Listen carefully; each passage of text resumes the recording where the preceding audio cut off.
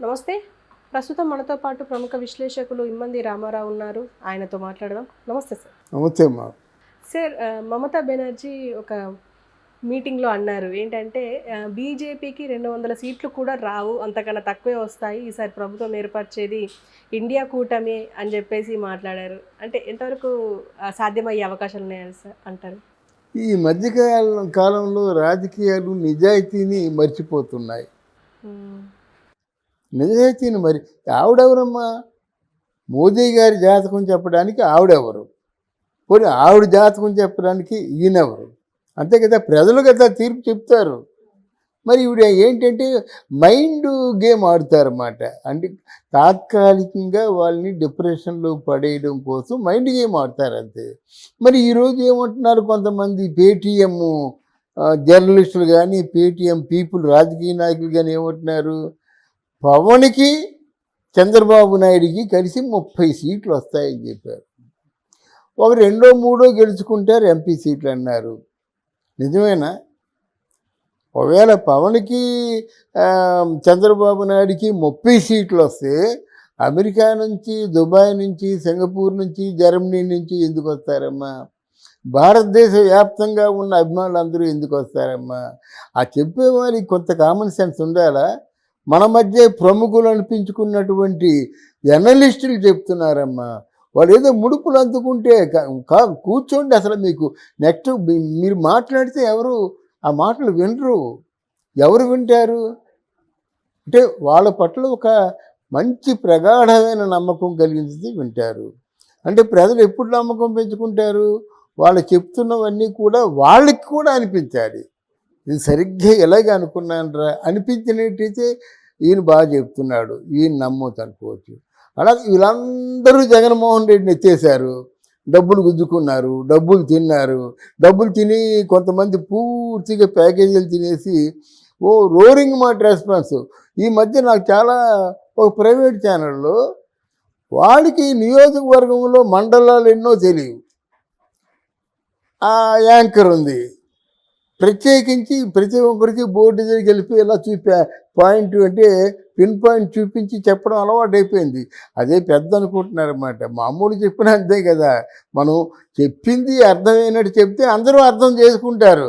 చెప్పినప్పుడు నాకే కన్ఫ్యూజన్ ఉంటే నీకు అంతకంటే కన్ఫ్యూజన్ ఉంటుంది కదా. ఇలా పవర్ పాయింట్ ప్రజెంటేషన్ చేస్తూ యాంకర్ అడిగింది మాట, పలానా చోట తూర్పుగోదావరి జిల్లాలో ఎన్ని సీట్లు గెలుచుకుంటారు అని అడిగింది. పోనీ ఎక్కడైనా ఇప్పుడు ప్రకాశం జిల్లాలో అడిగినా బాగుండు. తూర్పుగోదావరి జిల్లాలో 10 సీట్లు గెలుచుకుంటారమ్మా అని చెప్పాడు. ఎవరు? వైఎస్ఆర్ కాంగ్రెస్ పార్టీ. అదేంటంటే ఉన్నయే 14 ఉన్నాయి కదా అని చెప్పింది. 14 ఉన్నాయా? అయితే 14 సీట్లు గెలుచుకుంటారని చెప్పాడు. మరి ఇలా అంటే అది వాళ్ళందరూ కూడా జర్నలిస్ట్ అయితే ఎలాగొద్ది? ఇప్పుడు ఆ నియోజకవర్గంలో ఎన్ని మండలాలు ఉన్నాయి, అసలు ఏమిటి, అసలు తూర్పుగోదావరి జిల్లా, పశ్చిమ గోదావరి జిల్లా అసలు అంటే ప్రాణంతో సమానమైన జిల్లాలు పవన్ కళ్యాణ్కి. ఆ విషయం ఎవరైనా చెప్తారు.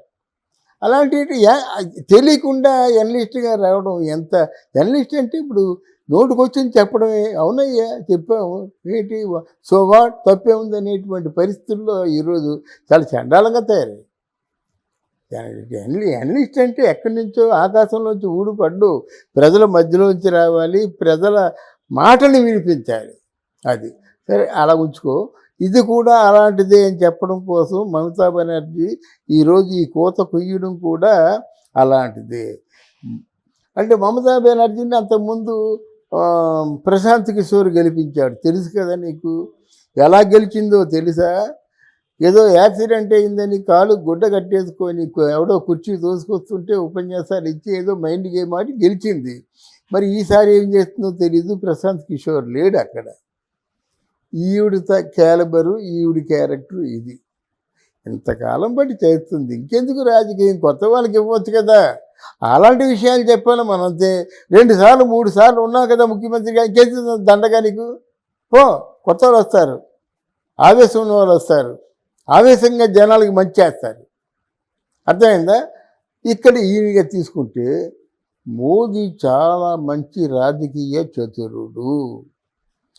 చాలా భావజాలం ఉన్నవాడు, ఎక్కడ ఎవరిని ఎలా కొట్టాలో కూడా తెలిసినవాడు, ఎప్పుడు కొట్టాలో కూడా తెలిసినవాడు, ఆయనతో సరిసమానమైన ఉజ్జి అమిత్ షా. కాబట్టి 2 టర్ముల నుంచి ప్రధానమంత్రిగా ఉన్నాడంటే ఆయన్ని తక్కువగా అంచనా వేస్తామా? 500 సంవత్సరాల నుంచి సాధ్యం కానటువంటి అయోధ్య రామమందిరం ఈరోజు సాధ్యం అయిందంటే అది మోదీ కృషే కదా. మీరు అవునన్నా కాదన్నా మోదీయే ప్రారంభోత్సవం చేశాడు. అయోధ్య రామ మందిరం ఉన్నంత వరకు కూడా మోదీ పేరుండిపోతుంది, అంతటి ఘనత గడించాడు. ఇప్పుడు హిందూ మతం ఇంత వృద్ధిలోకి వచ్చి ప్రతి ఒక్కరు కూడా ఏదో పిచ్చి మాట్లాడే వాళ్ళందరూ కూడా జై శ్రీరామ్ అంటున్నారు. ఈ విషయంలో ఇద్దరిని నేను ప్రత్యేకించి ప్రశంసిస్తున్నాను. మోదీలో ఆ హిందుత్వ భావజాలం ఎలాగైతే ఉందో పవన్ కళ్యాణ్లోనూ చాలా మంచి పని చేశాడమ్మా. ముందు కులాలు మతాలు ఎన్ని వద్దు నాకు, అన్ని కులాలు ఒకటే, అన్ని మతాలు ఒకటే, అన్ని మతాల్ని గౌరవిద్దాం, అన్ని కులాల్ని గౌరవిద్దాం. ఆ మాట అనే నాయకుడు మొట్టమొదటిసారిగా పవన్ కళ్యాణే మనకి కనిపించాడన్నమాట. ఇప్పుడు కుల మతాలు అన్నీ ఒకటే, మనందరూ అన్నదమ్ములమైనటువంటి భావజాలం పిఠాపురంలో ఉంది. ఎవరు అన్నారనుకోండి ఆయన కాపుల్ని సమర్థిస్తారంటే ఆ పక్కన కొట్టేస్తారన్నమాట. ఎవరు చెప్పారండి ఈ కాపు అని?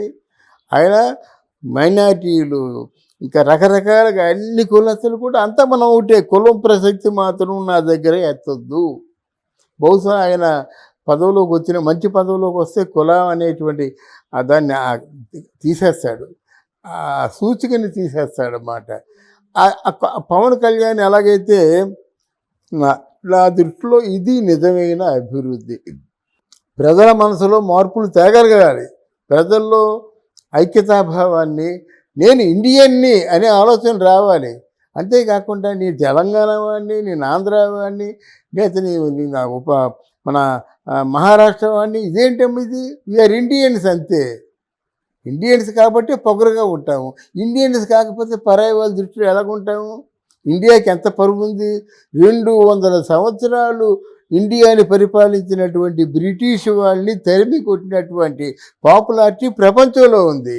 అప్పటి నుంచి ఇప్పటి వరకు ఇండియన్స్ గర్వకారణంగానే ఉన్నారు, ఛాతీ పెంచుకుంటూనే ఉన్నారు.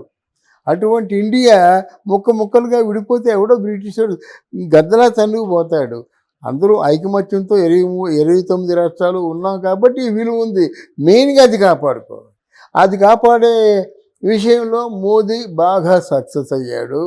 ప్రపంచ దేశాలకి భారతదేశం అంటే ఎప్పుడూ గర్వకారణంగా ఉంది ఒకటి. తర్వాత మోదీకి ఇంత ముందు కంటే ఎక్కువ సీట్లు రాకపోవచ్చు, కానీ మోదీ గెలుస్తాడు. 38 నాన్సెన్స్. ఇలాంటి పిచ్చి మాటలు వింటే కేవలం అవతల వాడు మైండ్ సెట్ని, అవతల వాడు భావజాలాన్ని కొంచెం డిప్రెస్ చేయడం కోసం వాడుతున్న మాటలే కానీ 30 సీట్లు ఏంటమ్మా? ఏంటిది 30 సీట్లు? అంతకుముందు ఒక జగనే 22 సీట్లు ఇచ్చాడు కదా. మరి ఇప్పుడు కూడా 22 సీట్లు, మన ఆంధ్ర 25 సీట్లు వెళ్తున్నాయి ఆంధ్ర నుంచి. మరి ఇలా ఎన్ని సీట్లు వెళ్తాయి మోదీకి? 29 రాష్ట్రాల నుంచి లెక్క వేసుకోమ్మా. 29 రాష్ట్రాలు, కొన్ని రాష్ట్రాలు కాంగ్రెస్ పార్టీకి వెళ్ళవచ్చు. అంతేగాని మోదీ ఓడిపోయే పరిస్థితి రాదని మనం గట్టి వాళ్ళం ఘంటాపదంగా చెప్తున్నాం. అప్పు 82 కోట్లు అని చెప్పేసి ఆవిడ పెట్టుకుంది. అలాగే ఆయన కూడా నాకు రాబోయే స్థిరాస్తులు కొన్ని ఉన్నాయని ఆయన బాగా తగ్గించేసుకుంటే, అంటే 100కి 10 రూపాయల కంటే తగ్గించేసుకుంటే భారతదేశంలో బాగా రిచెస్ట్ ముఖ్యమంత్రిగా ఉన్నాడు. అంటే ఎంత దోబూచులాడుతున్నారో ప్రజలకి చెప్పండి. నేను అతి పేదవాడిని, పేదవాడు మీరే, తల్లి తండ్రి అన్ని దేవుడు కూడా మీరే అన్నటువంటి జగన్మోహన్ రెడ్డి భారతదేశంలో అతి పెద్ద కాస్ట్లీయెస్ట్ ముఖ్యమంత్రి. అంటే ఇలా రాజకీయాలు చేస్తున్న వాళ్ళు ఇన్ని అబద్ధాలు ఆడతారు, ఇన్ని పాపాలకు మూట కడతారన్నమాట.